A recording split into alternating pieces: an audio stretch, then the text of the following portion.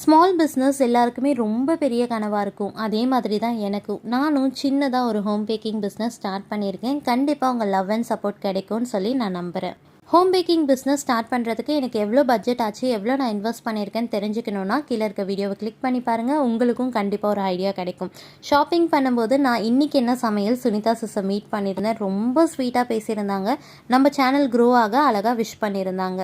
Hi all, மாம் daughter vlogs வந்து நீங்க பார்த்துட்டு இருந்திருப்பீங்க, ஆல்ரெடி சப்ஸ்கிரைப் பண்ணிருப்பீங்க.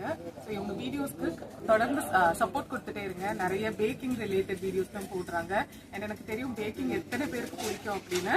ஏன்னா நிறைய பேர் வந்து ஹெல்தி பேக்கிங் இல்லை வீட்டில் குட்டீஸ்க்கு வந்து பேக் பண்ணி கொடுக்கணும் அப்படின்னு நிறைய ஆசைப்படுவீங்க. ஸோ இவங்க வந்து நல்ல ப்ரொஃபஷனலாக லேர்ன் பண்ணி இப்போ வந்து நிறைய பேக்கிங் வீடியோஸ் போட்டுட்டு இருக்காங்க. பார்த்து நீங்களும் அவங்க ரெசிபிஸ் ட்ரை பண்ணி அவங்களுக்கு வந்து இப்போ எப்படி சப்போர்ட் கொடுக்குறீங்களோ அதே மாதிரி சப்போர்ட் கொடுங்க.